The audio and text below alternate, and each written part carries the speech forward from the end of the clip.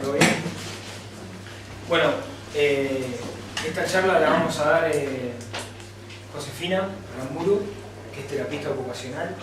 Ella te va a hablar en su momento de lo que es sexualidad y diversidad funcional. Un tema del que se sabe muy poco, los psicólogos sabemos menos, ellos saben un poco más, los terapistas. Así que me pareció un tema interesante para incluir dentro de lo que vamos a considerar que es diversidad sexual. No solo vamos a hablar de lo que es orientación sexual, orientaciones sexuales, sino también que vamos a incluir todo lo que tiene que ver con identidad de género y expresión del género. Y principalmente, por lo menos en lo que respecta a mí, vamos a hablar en el campo psi, o sea, la psicología, la psiquiatría y el psicoanálisis. Vamos a ver algunos aspectos históricos, cómo se han tratado estas cuestiones, principalmente a lo largo del siglo XX y fin del siglo XIX también. Y después vamos a ver modelos actuales de cómo se trabaja en estas cuestiones, qué hacen los psicólogos en estas cuestiones. Así que bueno, esta charla surgió en un momento en el cual asistimos a un congreso de sexología argentino que se hizo hace un mes más o menos en Rosario, y hubo muchas charlas, ¿sí? Muchas exposiciones sobre la salud transgénero, ¿sí? Me llamó la atención y me llamó aún más la atención, ¿sí? Ciertos modelos que se abordan tanto desde el campo de la psiquiatría como en el campo de la psicología, ¿sí? En el tratamiento de la salud transgénero, ¿sí? Entonces yo les venía a contar también esas como novedades que a mí me sorprendieron en ese congreso, ¿sí? Más o menos en base a eso surgió esta charla, ¿sí? Y luego se me ocurrió invitarla a Josefina porque sabía que trabajaba lo de diversidad funcional y sexualidad, ¿sí? Y me pareció interesantísimo incluirlo dentro de esta noción de diversidad sexual.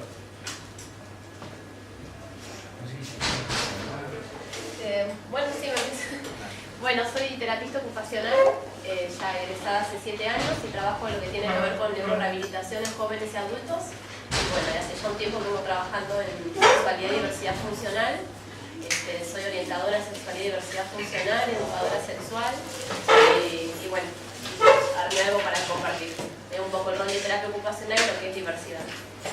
Bueno, y después a lo último, ella te va a contar lo que se está generando en Mar del Plata, que es una asociación marplatense de sexualidad integral, que bueno, ella viene trabajando hace un tiempo, yo me incorporé hace semanas, así que no puedo hablar mucho de eso, verdaderamente, pero sí sería interesante que comentes cómo se formó y qué es lo que vamos a intentar hacer a lo largo de estos años, ¿sí?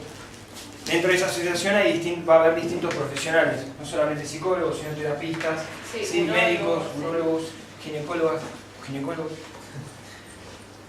Bueno, hoy vamos a ver también la cuestión del lenguaje y el género, ¿no? Bien, antes de entrar todo lo que tiene que ver con identidad de género, expresión del género y orientación sexual, consideramos que es importante empezar a hablar de lo que son los derechos sexuales, declarados ya alrededor de 1997, si no me equivoco, en un congreso internacional de sexología en Valencia. Se declararon los derechos sexuales como derechos humanos, universales, ¿sí? Esos derechos sexuales de alguna manera son declarados en este contexto del Congreso Internacional, ¿sí? Y son derechos que abarcan una noción de sexualidad mucho más amplia de la que estamos acostumbrados, ¿sí? Cuando nosotros pensamos en sexualidad, en realidad quizás pensamos en lo que es el acto sexual, el encuentro de 2 cuerpos, de 3 cuerpos, no sé, como quieran, pero la sexualidad es mucho más que eso, ¿sí? Y hoy vamos a ver algunos aspectos que implica esa concepción mucho mayor de sexualidad, como es la noción de identidad de género, de expresión del género y la cuestión de las orientaciones sexuales, ¿sí? Fíjense cómo una asociación internacional de sexología declara estos derechos sexuales, pero también amparados, ¿sí?, por lo que es la Organización Mundial de la Salud. O sea que estos derechos sexuales no se pueden discutir mucho ya. Son derechos universales ya declarados universales. Yo les voy a comentar algunos derechos que tienen que ver con esta charla. Ahí tienen algunos. Sí, tienen lugar acá. Ay, yo les conocé algunos de los derechos, no sé si ven, ¿sí? Pero todos, ¿sí?, de acuerdo a esta declaración, tenemos derecho al placer, tenemos derecho a tener una educación sexual integral desde que nacemos, ¿sí?, cosa que no ocurre claramente, pero esto es un derecho, después hay que ver si esto se cumple, ¿no?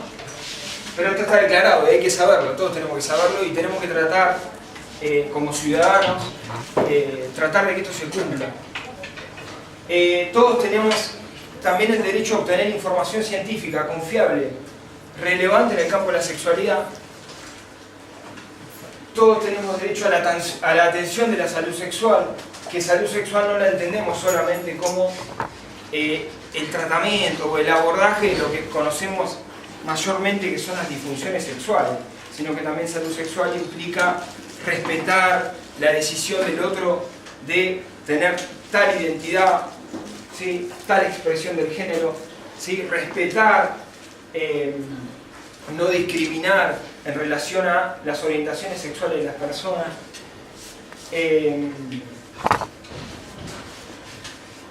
tener una privacidad, ¿sí?, ese es otro derecho claramente declarado, ¿sí?, tener libertad sexual, libre asociación sexual, ¿sí?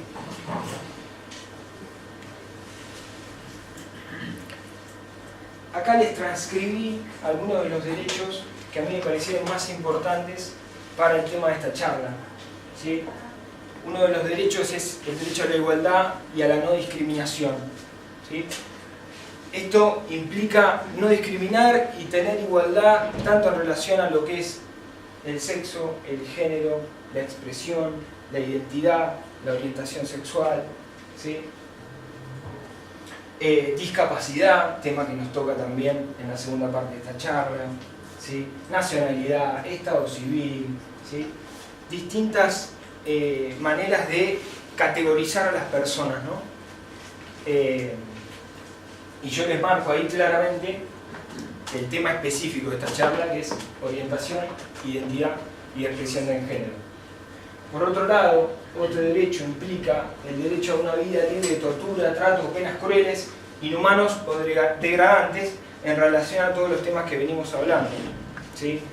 Y les vuelvo a marcar el tema de no discriminar, no estar libre de tortura en relación a lo que es la orientación sexual, la identidad, la expresión del género, ¿sí?, la diversidad corporal. Cualquier cosa que quieran interrumpir, por favor me dicen. Entonces, en este concepto amplio de sexualidad en el cual estamos amparados para hablar de los derechos sexuales y de la salud sexual, ¿sí?, que es como nuestro marco para poder insertarnos en el tema de la charla, ¿sí?, también consideramos que hay que aclarar, antes de entrar específicamente en el tema, algunos conceptos centrales que a veces solemos confundir un poco, ¿sí?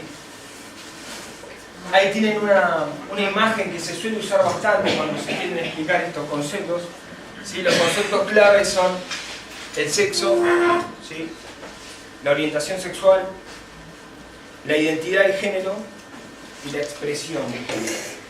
¿Sí?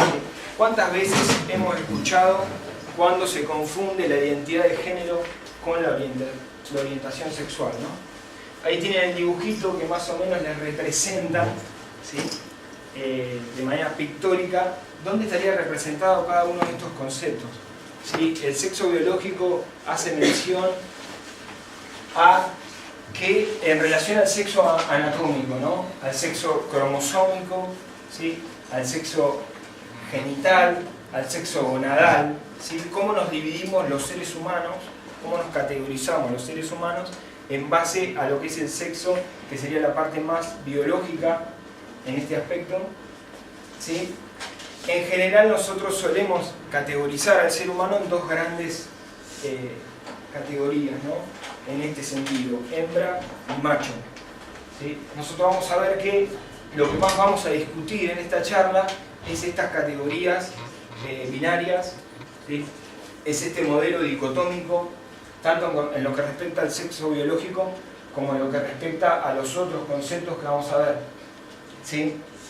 En las filminas posteriores vamos a ver en qué consiste este modelo heteronormativo, este modelo dicotómico que hemos crecido todos, ¿sí?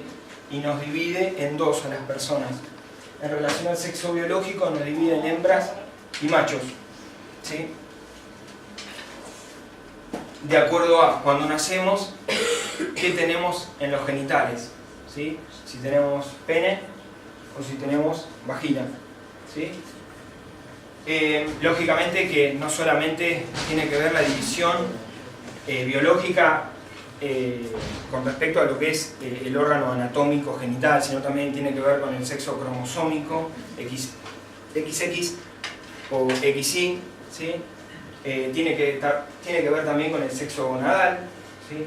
En general los machos tienen una predominancia de lo que es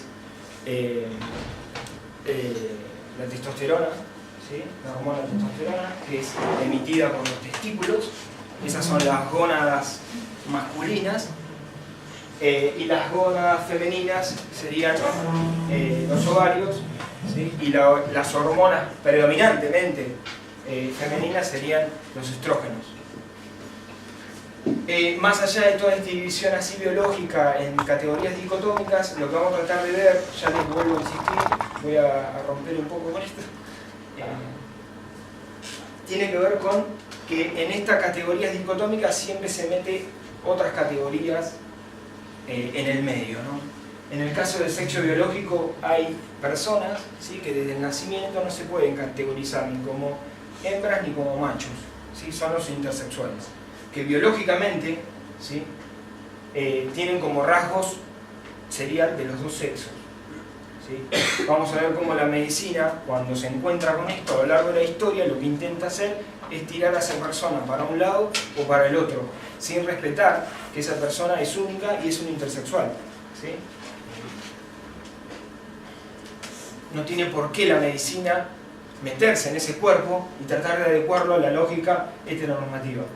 Yo creo que esa idea es central en esta charla, o sea, más allá de los contenidos que veamos, yo creo que lo que les queremos transmitir es esto de pensar ya no binariamente, ¿sí? Tanto en lo que respecta al sexo biológico como en lo que respecta, por ejemplo, a la identidad de género. La identidad de género va mucho más allá al sexo biológico, es eso, cómo nos sentimos nosotros, ¿sí? Subjetivamente, psicológicamente, ¿qué somos? ¿Sí? ¿Qué somos? ¿Somos mujeres? ¿Somos varones? ¿O no somos ni mujeres ni varones? Somos una mezcla, no nos categorizamos en nada, ¿sí? En general, lo que vamos a ver es las personas que no se categorizan ni como hombres ni como mujeres en relación a su identidad de género, ¿sí? Son aquellas personas que van a romper un poco esta idea binaria y dicotómica, que son todo el movimiento o el colectivo trans, ¿sí? Te vamos a aclarar qué significa trans, ¿sí? En el cual se meten toda la teoría queer, ¿sí? Todo el género queer. Bien. En relación a la expresión del género, que tiene que ver cómo nosotros expresamos esa identidad de género, ¿sí? Cómo nos vestimos, cómo hablamos, cómo caminamos, ¿sí? También hay variantes, ¿sí? Pero en realidad, desde el modelo más heteronormativo, parecería que hay un rol o una expresión de género masculina y una expresión de género femenina. Nosotros eso lo vamos también a poner en discusión, ¿sí? No hay ninguna verdades, no vamos a plantear verdades, pero por lo menos la idea es plantear interrogantes y que siendo psicólogos tenemos que ir pensando en base a qué nos educamos, ¿sí? En cómo pensamos al otro, ¿sí? Cómo pensamos al ser humano, si lo pensamos dicotómicamente, de acuerdo a estas categorías que le planteé y de acuerdo a la educación que hemos tenido, ¿sí? Sociocultural, o empezamos a romper un poco esa estructura. Entonces, en relación a la expresión del género, podemos encontrar también categorías que no se adecúan a este modelo binario, que podrían ser llamados también como los andróginos, ¿sí? Son esas personas que, de acuerdo a la expresión de su género, no podemos determinar claramente si son masculinos o femeninos. ¿Sí? Y en relación a la orientación sexual, también va a ser un tema central en esta charla, ¿sí? Que tiene que ver con la diversidad, lógicamente, y vamos también a poner en discusión las categorías discretas, ¿sí? Dicotómicas, ¿sí? Que son la heterosexualidad, la homosexualidad, la bisexualidad, ¿sí? Que muchos, dentro también de lo que es la teoría queer, también discuten si estas categorías son estancas, ¿sí?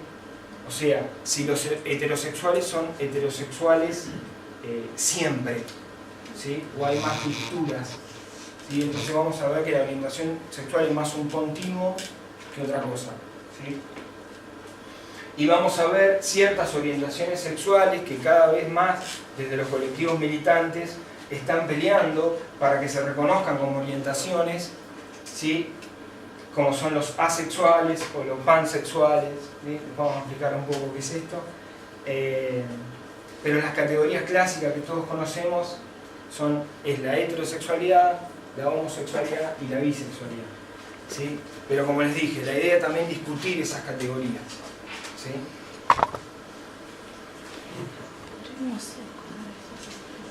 Sí. Hasta acá se va entendiendo porque es como la base esta. Si no se entiende lo que estamos explicando acá, es como que lo que viene va a confundir un poco más. Si tienen alguna pregunta, adelante hay 3 lugares. quieren hacer algún aporte. A mí no me queda muy claro en la expresión de género el andrógino. ¿Cuál puede ser un ejemplo? Por ejemplo, un drag. ¿Cómo? Un drag, por ejemplo. ¿Un drag? Un drag. ¿Un drag queen? Sí. ¿Eso? Sí. Bien. Exacto. Un drag queen, ¿sí? O un drag kings, que sería más femenino si quiere, es una expresión de género, ¿sí? Que estaría más del lado de la lógica de romper un rol estrictamente femenino o un rol estrictamente masculino, ¿sí? Cuando veamos todo lo que es transgénero o todo colectivo trans, ¿sí? Dentro de ese colectivo trans no solamente están los travestis, los transexuales, ¿sí? Los transgéneros, sino también que hay otros tipos de identidades y expresiones que cada vez más se están haciendo como visibles, ¿sí? Y pidiendo reconocimiento.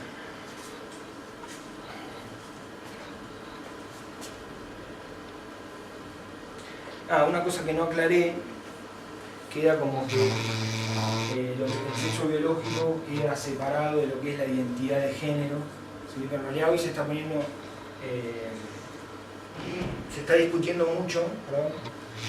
Esto de que la biología está antes que el género, ¿sí? En realidad la biología ya es de alguna manera un lenguaje, ¿sí? Que nos determina, ¿sí? Y nos marca y nos categoriza. Nos categoriza, ¿sí? Eso viene más del lado, sí. Porque dijiste recién que la gente que, por ejemplo, una drag queen, por ejemplo la que vemos en RuPaul, ¿no? O no se me ocurre nombrar, podrían ser consideradas andróginas. Y me parece que la gente drag lo que busca es como romper con esto de, por ejemplo, la mujer es de esta forma, por ejemplo, se pintan las uñas, entonces ellas agarran y se hacen unas uñas esculpidas gigantes, Sí. ¿no? Y como que son monstruosos, pero seguimos refiriéndonos a ellas como mujeres. Entonces creo que lo andrógino va más por el lado de que no es claramente identificable en el género masculino o el femenino. Sí. Por ejemplo, Grace Sí, Jones la cantante, que era claramente andrógina. O sea, es una persona que vos la ves y decís, no sé si es varón o mujer. Y no necesariamente se tiene que vestir de una forma elegante. Bien, pero tanto lo que es drag queen o drag kings romperían también un poco con esta lógica, ¿sí? del estereotipo femenino o el estereotipo masculino, ¿sí? Aunque realzan ciertas características, rompen con lo estereotipado, ¿sí? Pero lo meterías en identidad de género. En expresión. En expresión. En expresión o rol de género.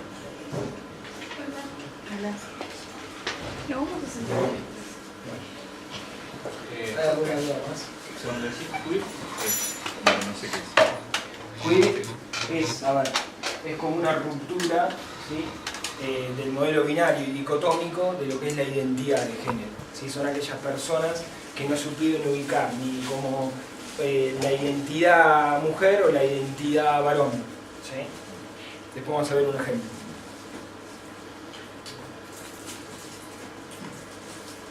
Bien, este esquema representa un poco, de otra manera, lo que veníamos diciendo de esta sociedad, este modelo heteronormativo en los distintos conceptos que veníamos hablando, ¿no? Sexo biológico, identidad de género, rol de género, orientación sexual.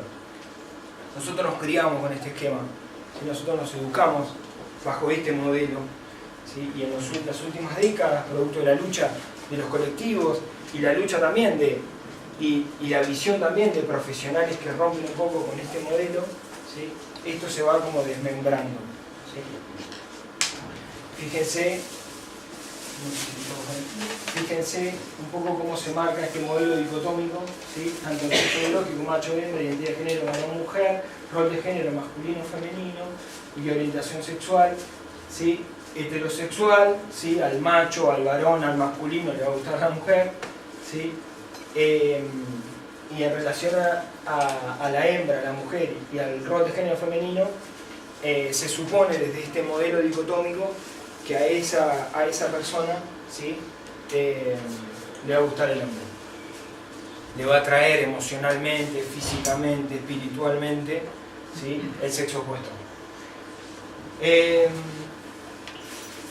De alguna manera, después lo vamos a ver esto, aquellas personas que se alejan, ¿sí? De esta estructura, ¿sí? Vertical, ¿sí? Tanto de un lado como para el otro, vamos a ver cómo las distintas disciplinas sí han sido conceptualizadas, han sido tratadas, ¿sí?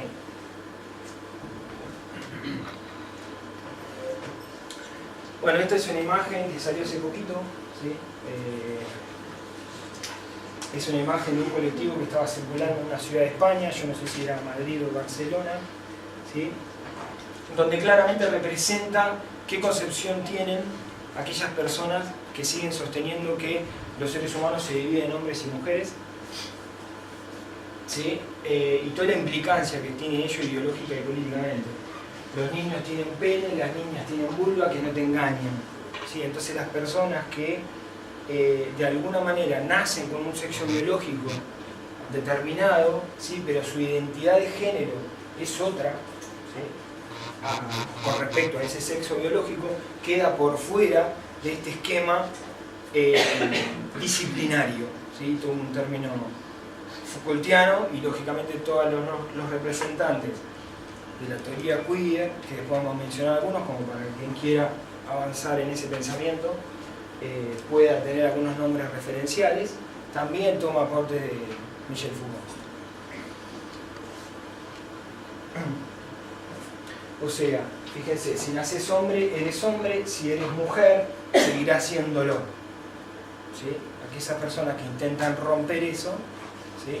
Después vamos a ver cómo son declaradas desde la disciplina de la salud, desde la religión, desde la filosofía, desde la política, ¿sí? Este libro se los recomiendo, es una compilación de Diana Mafia, que es doctora en filosofía, es feminista, ¿sí? Muy interesante, compiló un libro que se llama sexualidades migrantes, ¿sí? Género y transgénero. Bueno, es del 2003, ahí tenemos la referencia. Después hay como una fotito del libro en otra filmea. Ella plantea en el capítulo introductorio, donde de alguna manera esquematiza de forma mucho más explicativa de lo que pude hacer yo en las anteriores filminas. Ella dice que este sistema heteronormativo que referenciamos anteriormente tiene algunas creencias que son centrales, nucleares. Los sexos son solo dos, ¿sí? Masculino o femenino. Aquellas personas que se alejan de esta división, ¿sí? Van a ser categorizadas como enfermas, desviadas, patológicas, ¿sí? Que hay que curar, que hay que tratar, ¿sí? O sea que en esta creencia nuclear que tiene nuestro sistema de pensamiento, los intersexuales no entran, quedan por fuera de esta normalidad, supuesta normalidad. Los intersexuales quedan por fuera. Todo el movimiento y todas las personalidades trans quedan también afuera. Entonces esta creencia tiene mucho peso y tiene mucha relevancia, y vamos a ver, en lo que implica el crecimiento, ¿sí? Psicológico y social de las personas que no se adecúan, ¿sí? O no estarían en esta lógica binaria heteronormativa normal. Otra creencia nuclear que tiene que ver también mucho con la parte que es el tema que es orientación sexual, tiene que ver con las relaciones sexuales, tienen como fin la procreación, ¿sí? Aquellas prácticas, conductas, comportamientos que se alejan de este fin son declaradas desviadas, patológicas, fuera de la normalidad social, ¿sí? Y deberían ser condenadas. En algunos momentos fueron criminalizadas, ¿sí? Después, de alguna manera, históricamente, cuando no fueron criminalizadas, fueron tratadas desde el campo de la psiquiatría, o sea, del campo se viró del campo del derecho al campo de la medicina, pero también bajo esta lógica, ¿entiendes? Como que era algo que había que arreglar, curar, ¿sí? Entonces, por ejemplo, una práctica que se aleja de la procreación, ¿sí? Biológica, sería la masturbación. La masturbación claramente históricamente fue condenada, ¿sí? Condenada. Incluso hubo un libro de un médico, si no me equivoco, 1770 y pico, que se llama Tissot, que hizo todo como una recopilación de todas las enfermedades que traía masturbarse. Entonces, por ejemplo, yo la que más me llamó la atención fue que los huesos como que se iban rompiendo, se debilitaban por masturbarse tanto, ¿sí? Bueno, todo eso claramente no tenía mucha evidencia científica, sí, estaba también de alguna manera emparentado con el discurso más religioso judío-cristiano, ¿no? Entonces también aquellas personas, ¿sí? Que tienen relaciones sexuales estrictamente por obtener placer y esas relaciones sexuales no tienen el fin de la reproducción y de la procreación, esas relaciones sexuales son mal vistas, ¿no? Son patológicas. Bueno, seríamos todos patológicos, ¿no? Así que... Hace poco, perdón, salió una publicación de la UBA que decía que había trabajado con varios casos de personas trans y las catalogaba como psicóticas. ¿Cómo qué? Como psicóticas, bueno, y exacto. hace poquito y es nuevo. Bueno, lo que vamos a ver es que más allá de que uno discuta estas cosas y parecería que hay cosas que quedaron en la historia ya a principios del siglo XX, no, la verdad es que hay mucha actualidad. Vamos a ver con todo lo que tiene que ver con orientación sexual. Todavía se sigue discutiendo si hay cura para la homosexualidad. Imagínense. ¿Sí? Vamos a ver, y más, pongo artículos científicos sacados de revistas científicas muy específicas y muy importantes, donde publican personajes de alto nivel del campo de la sexología, y todavía se sigue discutiendo si hay tratamientos específicos y de cualquier rama y de cualquier modelo teórico, ¿sí? Porque yo quiero alejarme de la crítica solamente por criticar algún modelo teórico que en algún momento propuso la cura de la homosexualidad. Yo creo que todos los modelos teóricos, por lo menos en nuestro campo, propusieron algo con respecto a esto, ¿sí? Sea un modelo más emparentado con el psicoanálisis, o un modelo más conductual, ¿sí? Pero la verdad que esto se sigue discutiendo, y lo trans lo mismo. E incluso es todo más, si se quiere, ¿no? Es todo más novedoso, ¿sí? Pero bueno, claramente nosotros lo que vamos a plantear es bandera y alejarnos de ese plano, ¿no? Entonces, siguiendo con estas creencias, o sea, si decimos que las relaciones sexuales tienen como único fin la procreación, ¿no? Desde este sistema heteronormativo, la homosexualidad claramente va a ser catalogada como una enfermedad, ¿sí? Bajo esta creencia nuclear, ¿sí? Bien, y como último punto, que no nos toca tanto, por lo menos a esta charla, sí tiene cosas que podemos relacionar claramente, ¿no? Pero es esta idea de la familia es una unidad natural, ¿sí? Donde la familia como una unidad natural plantea que hay funciones específicas, naturales, en el cual el hombre tiene una función, la mujer tiene otra función, ¿sí? Y aquellas parejas y aquellos vínculos que se alejan de esos estereotipos de género tan marcados, también van a ser considerados por fuera de esta normalidad heteronormativa. Este libro se los recomiendo, se llama Sexualidades Migrantes. Yo saqué esto del primer capítulo, donde de alguna manera creo que estas creencias nos van a servir para poder pensar lo que viene. ¿Hay alguna pregunta? Bueno, esta frase me encantó, yo incluso la iba a poner como para atraer más gente, pero bueno, elegí otras. No sé si ahí se ve, pero lógicamente que esto viene de Diana Mafia viene explicando todo esto del sistema heteronormativo y demás, y en un momento dice: lo que escape a esta disciplina, a la disciplina heteronormativa y a esas tres creencias nucleares que vimos, se considera perverso, desviado, enfermo, antinatural, y será combatido, esta es lo que me gustó, con la espada, con la cruz, con la pluma, con el bisturí y con la palabra. Y ahí marqué el bisturí y la palabra porque son como disciplinas que nos tocan mucho, ¿sí?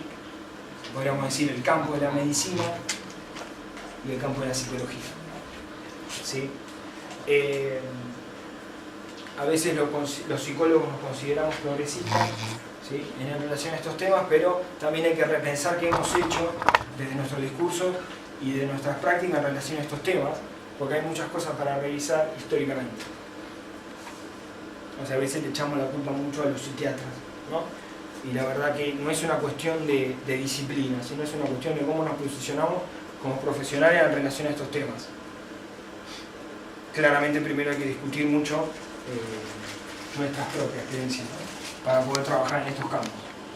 Bueno, acá le puse una imagen donde de alguna manera representa, creo que todos nos vamos a sentir identificados, representan ciertos mensajes culturales muy patentes que nos marcan de alguna manera para dónde nuestra identidad tiene que ir, la identidad de género, para dónde nuestra orientación sexual tiene que dirigirse, porque si no se dirige para esos lados que esta sociedad heteronormativa quiere, algo fallado tenemos, ¿no?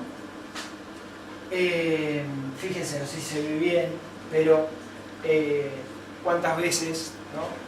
Nuestros padres, nuestros tíos nos han preguntado: ¿cuántas novias tenés, Jorgito? En este caso me pongo yo.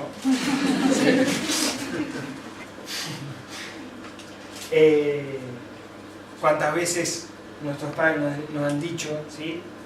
Mi superhéroe, qué fuerza, ¿sí? cuántas veces las mujeres han sufrido ciertos mensajes, ¿sí? Tales como las nenas lindas no hablan así, ¿sí? Las nenas se comportan bien y no gritan, ¿sí? Había unos mensajes que me llamaban mucho la atención porque tiene que ver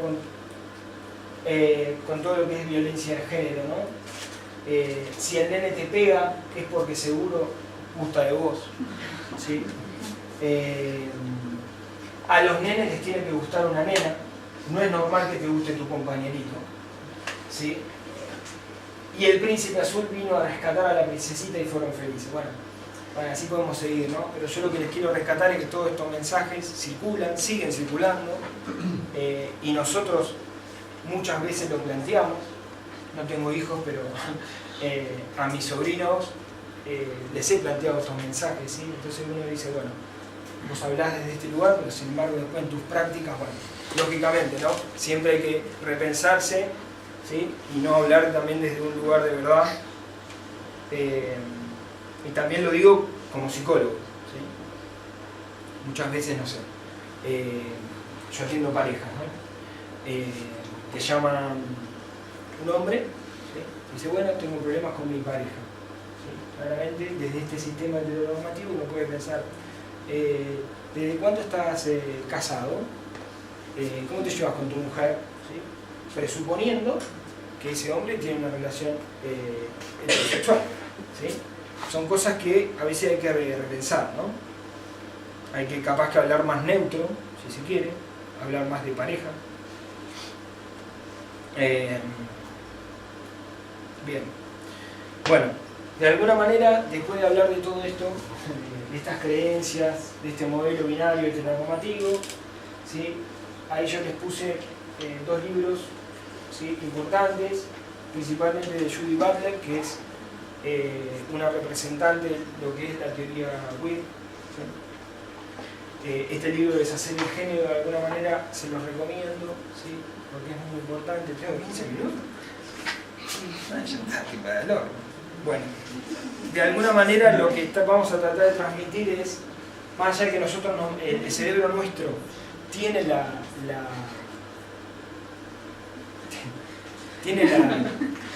¿cómo les puedo decir? Se maneja con categorías y todo el tiempo estamos categorizando. La idea es que, por lo menos en este campo, empecemos a alejarnos un poco de las etiquetas, ¿sí? O repensar esas etiquetas, ¿sí?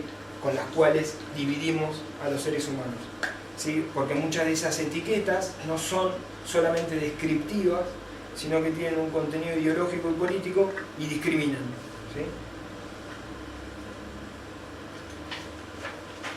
Bueno, ahora vamos a hablar de todo lo que implica dentro de esta lógica de transgredir a este sistema normalizador todo lo que es el transgénero, ¿sí? La idea, ¿sí? Es mostrar, ¿sí? Algunas experiencias actuales en este campo, en la Argentina específicamente, que trabajan desde una mirada no patologizante de este movimiento, ¿sí?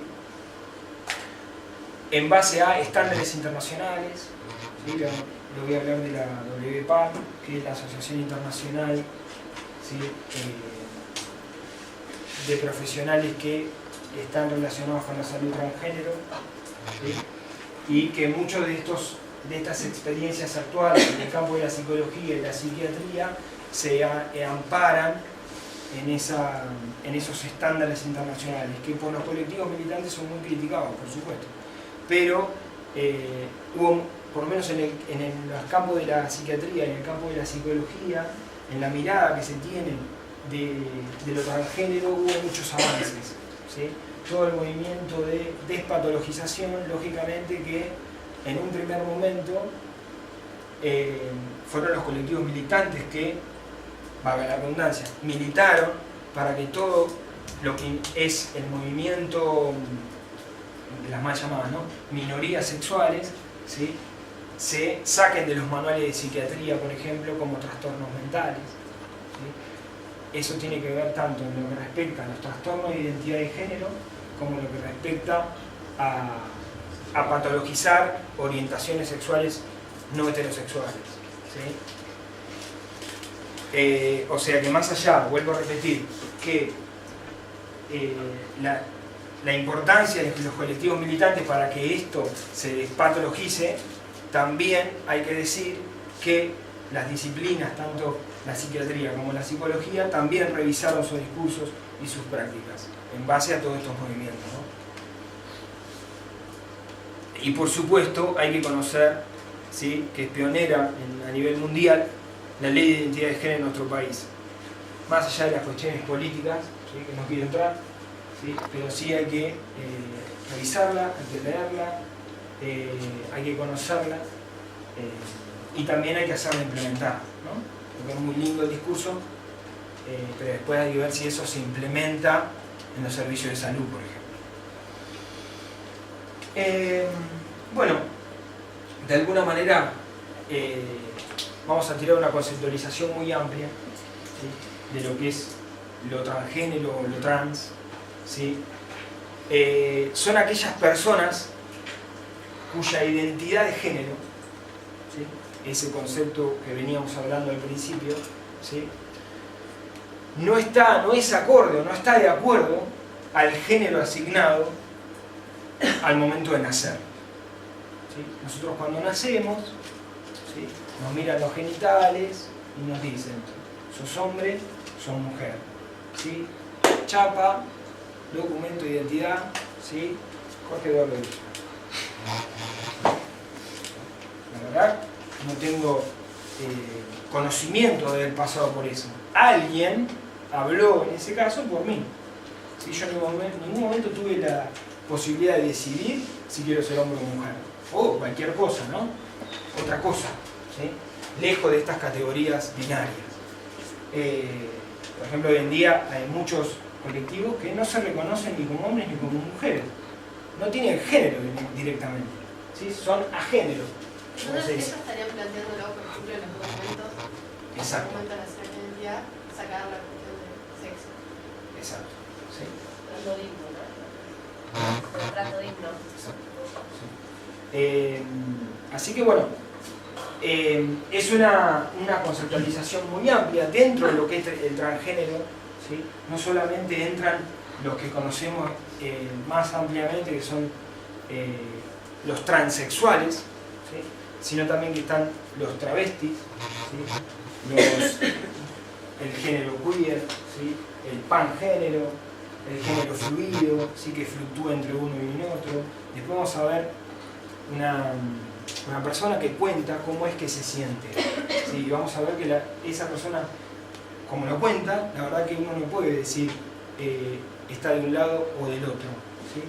Es más un género fluido o un agénero, ¿sí? Son todas conceptualizaciones que bastante en las últimas décadas se han dado, ¿sí? Y siempre nos interpelan, ¿sí? Bien.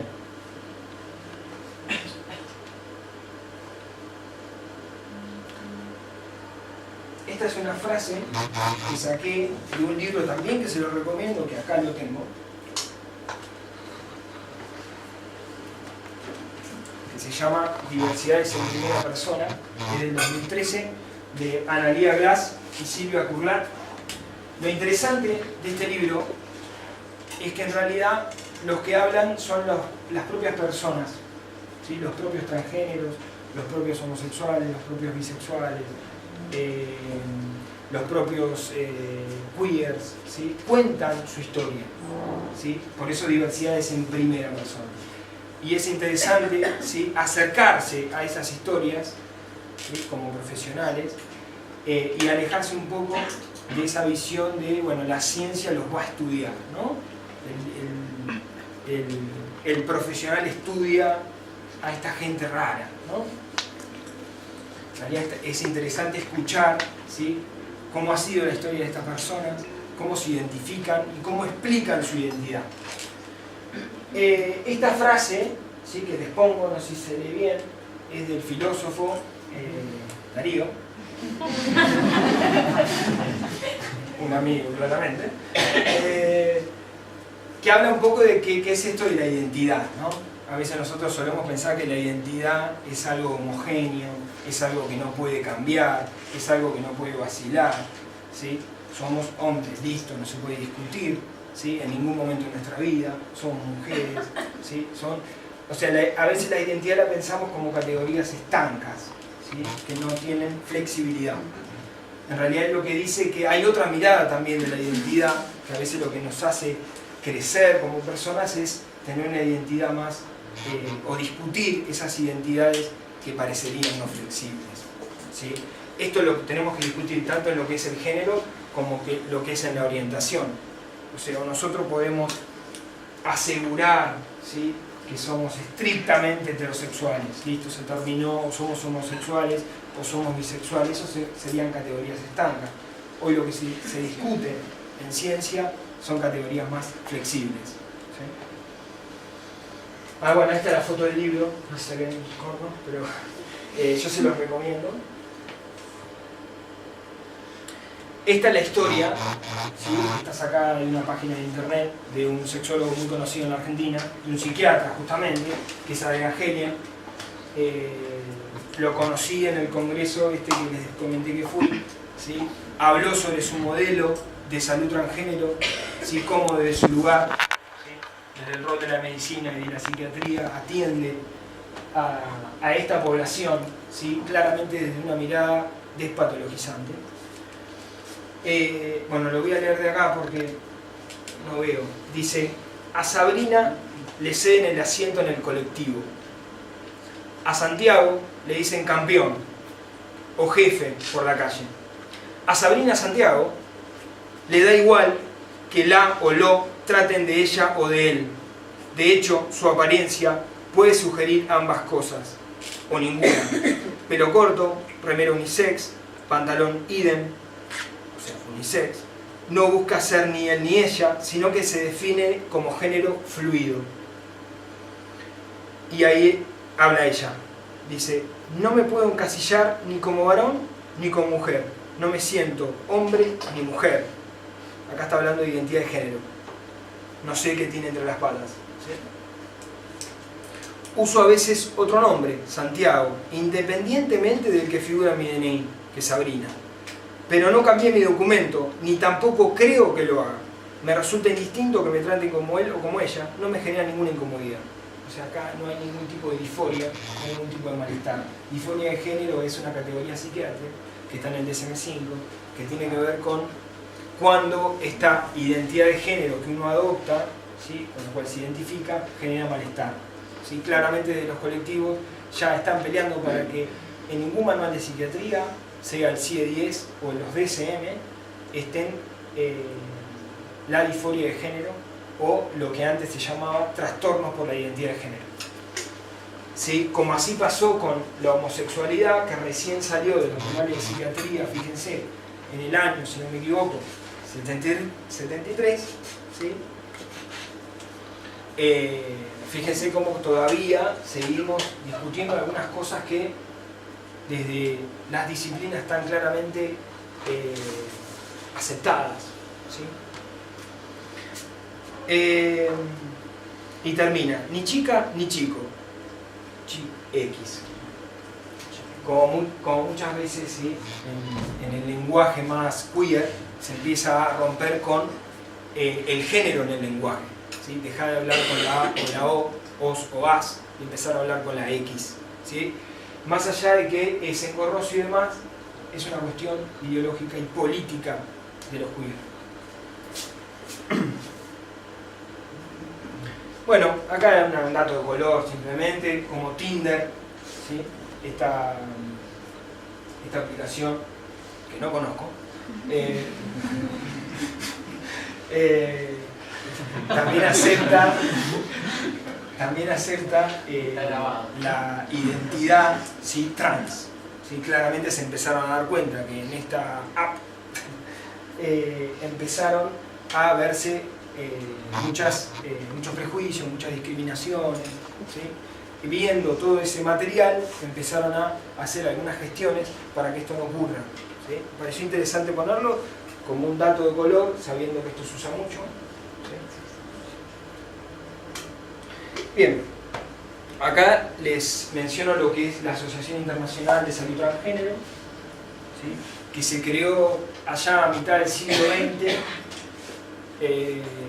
por Harry Benjamin, ¿sí? Que fue un médico que empezó a hablar de lo que es la transexualidad, ¿sí? Primeramente desde una mirada, si se quiere, patologizante, ¿sí? Claramente porque estaban en los manuales de psiquiatría, hasta lo que es de alguna manera el DSM-5, que salió en el 2013, si no me equivoco, y ya se habla, aunque sea una categoría y que está en ese manual, que es disforia de género, por lo menos ya no se patologiza, ¿sí? Estas identidades. Esta asociación internacional, ¿sí? Plantea unos estándares de atención en salud transgénero. Salió en el 2011 la última versión, que es la séptima, ¿sí? Como que tiene toda esta lógica de despatologización de lo trans. Acá les pongo cómo se piensa desde esta asociación la identidad y las expresiones de género. La expresión de las características de género, incluyendo las identidades, ¿sí? Que no estén asociadas estereotípicamente con el sexo asignado al nacer, es un fenómeno común y multicultural humano que no debe ser juzgado como implícitamente patológico o negativo, cosa que antes ocurría. ¿Sí? Fíjense, el 2011. Bueno, y también hay que mencionar, lógicamente, si mencionamos algo relacionado con el campo de la psiquiatría, si se quiere, también hay que mencionar qué posición toma la APA, ¿sí? Que es nuestra, no sé si nuestra, pero es una de las asociaciones más importantes a nivel mundial, ¿sí? Donde aglutina a los psicólogos americanos, ¿sí? Esta APA también, de alguna manera, transmite, ¿sí? Algunas guías, algunos estándares, y desde dónde nos debemos posicionar los psicólogos en este fenómeno de lo trans. ¿Sí? Tenemos que tener un enfoque interdisciplinar, una actitud abierta, ¿sí? A las distintas identidades y expresiones del género, salirnos de esta mirada heteronormativa. Tenemos que tener una formación continua, ¿sí? Aquel profesional que se quiere dedicar a la salud transgénero no puede no formarse en cuestiones de sexualidad. Y claramente lo que se busca, ¿sí? Es otra de las nociones que yo quiero que le quede. No sé si me va a dar el tiempo para hablar de lo que es la orientación sexual. Pero la idea, de alguna manera, históricamente, es que pasamos de las terapias reparativas, o sea, que había que arreglar algo, porque si entendemos que hay algo que está por fuera de lo normal, es patológico, desviado, enfermo, hay que curarlo, ¿no? Entonces, si hay que curarlo, vamos a tener una terapia para curar, para reparar eso que está enfermo. Una mirada muy médica, que la psicología entró en ese clima, pero hoy en día ya no se habla de una terapia reparativa, ni en la salud trans, ni en los movimientos o en lo que respecta a las orientaciones sexuales, perdón. ¿Sí? Se habla de terapias afirmativas, donde lo que se busca es apoyar, acompañar, trabajar con la familia, trabajar con la escuela, ¿sí? Para que esa persona pueda expresar y manifestar su identidad de género sin ningún tipo de discriminación y sin ningún tipo de secuela psicológica que puede dejar a alguien que es discriminado por tener alguna identidad de género por fuera de la normalidad establecida. Yo después les puse muchos estudios que evalúan, ¿sí? Que aquellas personas que tienen una identidad de género distinta a lo que se espera desde la sociedad heteronormativa y tienen una orientación sexual también distinta a lo que se espera, sufren más ansiedad, más depresión, ¿sí? Tienen más riesgo de sufrir HIV, de contagiarse HIV. Son investigaciones que se han hecho con miles y miles de personas. Entonces, más allá de que esto es una cuestión que estamos planteando a nivel de, bueno, revisemos un poco cómo pensamos, también revisemos lo que hacemos, porque estamos generando bastante iatrogenia. Bueno, estas son las experiencias actuales en el campo de la Argentina, tanto de la psicología como de la psiquiatría, bajo la mirada legal de la Ley de Identidad de Género, que así a grandes rasgos lo que les digo es despatologiza lo trans. ¿Sí? Es el servicio de atención en salud transgénero del Hospital Durán, en Buenos Aires, en Capital, comandado por Adrián Gele, que ya se los mencioné. ¿Sí? Él dio una conferencia en ese congreso y hablaba en relación a estas cuestiones. Y después, esto es muy interesante, porque quizás es más conocido y más cercano a nosotros, que es la sección de la Fundación Aguilén Rosario, que tiene un área específica de diversidad sexual. Rosario está muy avanzado en este tema, tiene incluso un área específica en la municipalidad, y trabaja bajo esta lógica, ¿no? El que quiera averiguar, pone al tuit terapia cognitiva en Google y lo busca. Ya, como me están diciendo que tengo que cortar. Bueno, esta es una cuestión de la historia del cine, esto es una cuestión de la intersexualidad, esta película se las recomiendo, XXI, trabaja Darín. No, es seguro que Darín trabaja muy bien, una buena película. No, aparte de alguna manera te deja pensando esta mirada que tenemos de, bueno, a ver, ¿qué hacemos con los intersexuales? ¿Sí? Ya hablamos de transgénero, podemos hablar de orientación sexual, pero los intersexuales la verdad no se habla mucho y son personas que sufren mucho también por esta mirada de que, bueno, si los sexos son dos, yo no estoy en uno y en otro, ni cromosómicamente, ni anatómicamente y demás. Bueno, la medicina lo que hace es tenderme para un lado o para el otro, ¿sí? Y que ya yo no tengo ganas, quiero ser un intersexual. Bueno, ese es un tema. Bueno, voy a hacer rápido la orientación.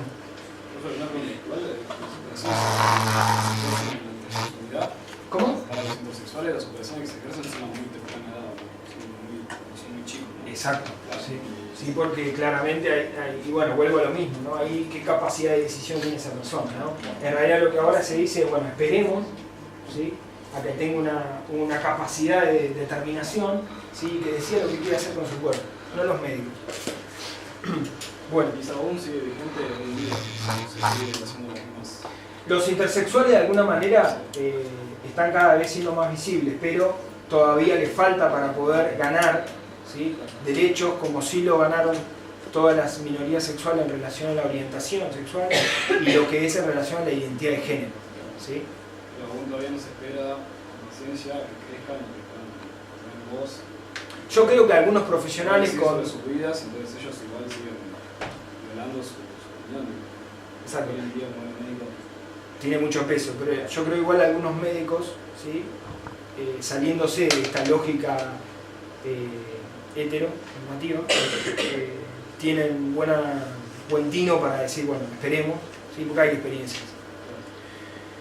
Bueno, acá hay una definición de orientación sexual, ¿sí?, que está sacada de la IPI del 2012. La IPI tiene guías para explicar, ¿sí?, donde te explica, los psicólogos explican todo lo que tiene que ver en relación a la orientación sexual, al transgénero y a la intersexualidad, ¿sí? Son distintos PDF, si se quiere, donde ahí de alguna manera hay distintas preguntas y se derriban ciertos mitos. Los psicólogos derriban ciertos mitos en relación a este tema, ¿sí? Y ahí de alguna manera está esta definición que claramente la podemos discutir, ¿sí?, porque dice un patrón perdurable de atracción que tiene que ver con lo emocional, lo romántico y o sexual hacia hombres, mujeres o ambos sexos, ¿sí?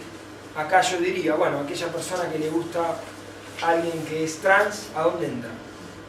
¿Sí? ¿Cómo se define en relación a la orientación sexual? ¿Sí? Porque claramente tenemos que definir esto, ¿sí? Bueno, yo acá les puse también la misma lógica de pensamiento en relación al transgénero, en relación a nuestro campo, es cómo fue históricamente tratada principalmente la homosexualidad, ¿sí? Hago mucho énfasis en eso. Entonces pasó de una terapia reparativa a una terapia afirmativa. acá les pongo, esto era una de las cosas más interesantes, ¿no? Cómo en un momento de la historia, ¿sí? Este médico psiquiatra muy importante en el campo de la sexología actual, John Bancroft, habla de alguna manera de todo lo que implicó la terapia de aversión, ¿sí? Más del lado modelo conductual, tanto con electrochoques, ¿sí? Como con sustancias químicas, para que aquellos homosexuales, transexuales, travestis, metían toda la misma bolsa, pudieran, ¿sí? Volver a esa cierta normalidad. Fíjense cómo este mismo autor, 1968 esto, este mismo autor, esto es un testimonio, lo vamos a pasar, este mismo autor es el que comenta este artículo de Spitzer del 2003, criticándolo. O sea, Spitzer es un psiquiatra que en el 2003 escribe un artículo que dice la orientación sexual se puede cambiar. Investigó con, si no me equivoco, 200 y pico de homosexuales, ¿sí? Listo. Bueno, lo interesante de esto es que John Bancroft, que en 1968 aplicó la terapia reparativa, en 2003, ¿sí? Le estaba discutiendo a este médico que la terapia reparativa es, de alguna manera, refuerza la homofobia en la sociedad. Bueno. ¿Puedo seguir? No. Vos hacés lo que quieras, yo nada más te marqué los Ah, listo. Entonces, fíjense cómo este tema todavía es actual. La discusión es, ¿se puede o no se puede cambiar la orientación sexual? ¿Sí? ¿Nacemos con cierta orientación sexual o la adquirimos? La eterna discusión en el campo de la psicología, ¿sí? Natura nurture, ¿sí? En lo que respecta a la orientación sexual es lo mismo, ¿sí? La misma discusión. Después la conclusión que vamos a llegar es, pero ¿por qué se quiere cambiar la orientación sexual? Está bien, por un interés científico del conocimiento, perfecto, que se invierta plata en si se puede cambiar, generen investigaciones, pierdan el tiempo, pero la verdad lo que hay que discutir es por qué se está intentando encontrar la cura, ¿sí? ¿Sí? En realidad lo que hay que trabajar específicamente, tanto en los campos de los profesionales que tienen estas miradas, como a nivel más general en la sociedad, es que lo que hay que curar no es la homosexualidad o la bisexualidad para adecuarse a esos parámetros heteronormativos, sino es curar la homofobia, o la bifobia, o la transfobia y todas las fobias y las discriminaciones posibles en relación a estos temas. Pero yo lo que a mí me llamó la atención es la actualidad de esto. Uno quisiera creer que eso había quedado en el tiempo, ¿sí? Si ya los manuales de psiquiatría sacaron la homosexualidad de los manuales. Ya la EPA ya en el 1975 había dicho la homosexualidad no es un trastorno sexual, ¿sí? Y por lo tanto no necesita una cura. Si la Organización Mundial de la Salud tardó un poquito, 1990, apoyándose tanto en la Asociación de Psicólogos como en la Asociación de Psiquiatras, dice lo mismo, ¿por qué de alguna manera todavía actualmente se sigue debatiendo esto? ¿Sí? Es una pregunta. Yo acá les pongo otra vez sopa, ¿sí? O sea, otra vez lo mismo. Y sí que acá son ya más actuales, son libros, ¿sí? De personajes que publican en revistas específicas. O sea, fíjense, publican en Archives of Sexual Behavior. Esa la leo seguido. O sea, de alguna manera, y hay ese holandés, Gerard van der Arweb, bueno, todo muy difícil, es un psicólogo holandés, ¿sí? Que está escribiendo Homosexualidad y Esperanza, ¿sí? Un tratamiento para curar la homosexualidad, ¿sí? Y que no hay que perder la esperanza de poder curar esto, ¿sí? Otro, Joseph Nicolici, quiero dejar de ser homosexual, ¿sí? Y Richard Cohen, Comprender y sanar la homosexualidad. Esos son libros, ¿sí? Muy citados incluso en los artículos científicos. Claramente uno si repasa un poco cómo piensan estas personas y demás, está muy atado a una ideología muy conservadora, ¿sí? Y el de abajo, lo que yo les pongo la referencia específica del artículo, es el de Robert Spitzer, al que discute Bancroft en el 2003. O sea, en el mismo año, en la misma revista, un autor muy conocido, que es Bancroft, discute este artículo de Spitzer y lo destroza metodológicamente, ¿sí? Y dice que refuerza la homofobia, refuerza una discusión banal, ¿sí? Y acá salen un montón de artículos científicos después del de Robert Spitzer para discutir lo mismo, la terapia para cambiar la orientación sexual, ¿sí? Salen así, puse 2 o 3, pero salieron 80.000, o sea, como los profesionales también están atentos a qué se publica, ¿sí? Y salieron al cruce, ¿sí? Fíjense, 4 puse, ¿sí? ¿Puede la orientación sexual ser cambiada? Bueno, a nivel científico lo que está comprobado es que no se puede cambiar, ¿sí? Lo que sí puede ser, es que se habla en este término hoy en día, es de fluidez sexual, ¿sí? Donde en realidad la orientación sexual, sea hetero, homo, bi, asexual, pan, lo que quiera, sí puede ser un poco flexible en el sentido que puede haber comportamientos sexuales, ¿sí? Que estén relacionados con otras orientaciones, pero la orientación sexual, ¿sí?, predominante no se puede modificar, ¿sí? Por eso hay un montón de investigaciones que no vienen al caso, donde analizan cuestiones bien biológicas, ¿sí? O sea, la pregunta es, ¿nacemos con cierta orientación? Bueno, algunas explicaciones científicas dicen que sí. Puede ser por qué, no sé. El cromosoma X28. El cromosoma tanto, el núcleo supraquiasmático del hipotálamo, ¿está bien? Tiré esa y digo, ahí estaba Liliana, o sea que es bióloga, me llega a decir, no está en el hipotálamo. Bueno, este es más agrandado en homosexuales y en mujeres que en heterosexuales. O sea, bueno, una explicación. Pero lo interesante de esto es importante saber las causas y si es posible cambiar una orientación sexual. ¿Qué les parece a usted? Bien. Es como, igual también como que hay dos puntos, porque es, o sea, desde el otro que quiere cambiar a otro, digamos, eso es, para mí me parece mal. Después, la persona que quiere cambiarse a sí mismo, no sé por qué quisiera cambiar su orientación sexual, digamos. La ¿Vos por qué pensás? Y yo creo que porque le afectaría, porque, digamos, si lo ve como mal la orientación sexual que tiene, es porque nosotros no nos llegamos a aceptar del todo. Bien, ahí está el punto. No es algo totalmente individual, sino que es algo social, donde no se le respetan los derechos, claro, donde es discriminado, donde tiene más posibilidades de contraer ansiedad, depresión y demás. Esto está recontraestudiado, ¿sí? Acá les pongo.